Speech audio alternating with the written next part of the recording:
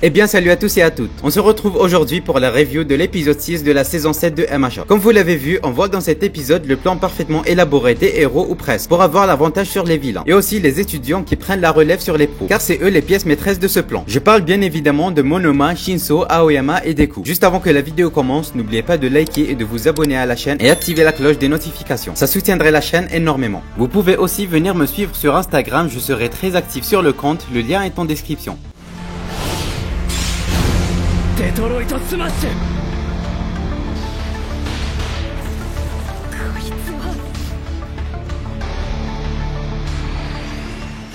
L'épisode s'ouvre 3 jours avant la guerre avec l'arrivée de All Might et Tsukauchi à l'internat de la seconde A pour briefer les élèves du plan et de la stratégie qu'ils vont suivre pour piéger All for One. Les héros partent du principe que All for One possède toujours l'alter de localisation et que par conséquent il peut les traquer n'importe où ils sont. Ils vont alors utiliser cet alter contre lui pour le berner et lui faire croire que Deku est tout seul et est toujours fatigué depuis l'arc précédent. Il lui paraîtra alors que tout se passe comme il l'avait prévu. Et pour que le plan élaboré par les héros marche, il faut tout d'abord attirer All for One. Aizawa propose qu'il faut le faire grâce à Aoyama, mais le problème est que All for One peut détecter grâce à la voix si une personne lui ment ou non. Mais autre solution que les héros ont trouvé, c'est d'utiliser Hitoshi Shinso. Grâce à son alter, il peut contrôler les gens juste s'ils lui répondent. Mais jusqu'ici, il n'avait pas la capacité à faire parler sa cible. Mais maintenant, il a amélioré son alter en suivant les conseils de Aizawa et il peut donc le faire sans que sa volonté ne se mêle des sentiments de ceux qu'il contrôle. Sans oublier que Hitoshi n'a toujours pas de permis provisoire, mais Monsieur Merak, qu'on a déjà vu lors de la saison 3, a donné l'autorisation à Shinso de combattre. Voilà pour ce qui est du plan jusqu'ici. Mais il reste toutefois un gros problème. Si les héros prépareront une embuscade à All for One en se cachant pas loin, All for One le saura avec son alter de localisation. Mais All Might et la police y ont déjà pensé. La solution c'est qu'il ne faut pas qu'il soit là justement. Et que ce sera grâce à un troisième pilier qui est Monoma qui va donc copier et apprendre à maîtriser l'alter de Black Mist, qui va ensuite téléporter tous les héros au point de combat. Alors, on récapitule le plan. Hitoshi Shinso va contrôler les Aoyama pour dire à All for One où se trouve Deku. All for One vérifie alors si la voie est libre et qu'il n'y a pas d'embuscade et vient. Après ça, Monoma téléporte tout le monde à côté de Deku grâce à l'alter de Black Mist. Ainsi s'achève le début du plan qui a une suite très élaborée mais on va y revenir. On entre alors dans la suite de la bataille où on a une armée de héros face à une armée de vilains. Pendant cette confrontation, on voit Shigaraki qui essaye d'utiliser sa désagrégation mais qui n'y arrive pas sous prétendant qu'il ne le veut pas. Car dans une scène juste après, il dit, je cite, ne te mêle pas de mes affaires, cher moi. Dabi se retrouve ensuite confronté à Endeavor et puis à Shoto qui s'interpose entre eux avec aussi l'apparition d'autres renforts dans les élèves de la seconde A. Puis on en revient au plan de base, celui d'éloigner les vilains avec l'apparition de bunkers souterrains appelés 3, créés par les héros et on imagine que c'est grâce à Cementos. Ces bunkers ont pour but d'enfermer les vilains groupe par groupe pour ensuite les faire traverser les portails de Monoma pour réussir la séparation. Ça ne semble pas marcher au tout début, mais les héros parviennent quand même à les faire passer les portails, avec un discours de Tsukauchi qui dit à All Might que cette fois c'est la bonne et qu'ils vont les coincer. Le plan semble d'abord réussi, mais à un détail près qui peut chambouler tout le déroulement des événements. C'est que avant que Toga traverse le portail, elle agrippe Deku et le fait traverser le portail avec elle, alors qu'il devrait se trouver face à Shigaraki avec Kacchan, Genis, Nejire et Mirko. On a d'ailleurs une scène identique à celle de la saison 3 où Kacchan se fait enlever sous les yeux de Deku, mais là c'est l'inverse, c'est Deku qui se fait enlever sous les yeux de Kacchan. Bakugo prévient ensuite tout le monde du problème et que sans Deku tout ça n'aurait servi à rien. Mais Mirko fait preuve de courage et leur dit que tant pis et commence à combattre Shigaraki. Ainsi commence le combat. En parallèle de ça, j'ai oublié de le préciser, mais on a 4 équipes en tout. La team Shoto qui se bat contre Toya, la team Endeavor et Ox contre All for One, la team Deku, Ochaku et Tsuyu contre Toga et celle de Bakugo contre Shigaraki. On en revient donc au combat contre Shigaraki, où Best Genis lance les hostilités contre ce dernier. Il faut tout d'abord savoir que le lieu où a été emmené Shigaraki flotte dans l'air, mais on ne comprend pas s'il n'y a pas de gravité ou que c'est autre chose. Car Tomura arrive quand même à toucher le sol pour le désagréger, mais les héros avaient prévu le coup et ont élaboré un système grâce à la filière assistance pour contrer ça. Ce système consiste à ce que dès qu'un bloc qui compose la base aérienne se désagrège, il se propulse en l'air pour éviter que la désagrégation ne se propage. Puis il est directement reconstruit grâce à Momo, Cementos et la filière assistance qui se situe sous cette île. Best Genis envoie ensuite Shigaraki sur un mur électrique alimenté pas très loin par Denki et Manga, élève de la seconde B et d'autres élèves. Électricité qui paralyse quiconque le touche. Comme vous l'avez vu, cette base a été créée sur mesure pour Shigaraki, car comme nous le montrent les deux derniers combats de Shigaraki après son réveil, celui contre Deku, Ajaku et celui contre Star and Stripe, il était en l'air et sa désagrégation, son alter le plus puissant, ne lui était pas utile. Ensuite, pour couronner le tout, pas loin de la base, on a Aizawa et Monoma posés en train de bloquer les haltères de Tomura. Grâce à Monoma qui établit un contact physique avec Aizawa pour enlever la contrainte de 5 minutes après avoir copié un halter. On a aussi l'autre héros pro qu'on a vu lors de la saison 6 qui humidifie les yeux de Monoma pour les garder ouverts. Pour finir et pour clôturer l'épisode, Tomura contre une attaque de Mirko avec une sorte d'halter qui ressemble à des doigts géants. Mais ce que j'ai pas compris et qui est sûrement expliqué dans les prochains épisodes, c'est que Monoma est censé bloquer les halters de Tomura. Mais il parvient quand même à blesser gravement Mirko. Ainsi se clôture l'épisode sur la phrase hyper stylée de Tomura qui s'adresse à Eraserhead qui le trouve de moins en moins stylé. Avec lors de la première saison, la phrase je cite, tu as vraiment trop la classe Eraserhead. Il lui a aussi dit la même phrase lors de la saison 6. Et dans celle-ci, il lui dit qu'il le déçoit. Voilà pour ce qui était de cet épisode.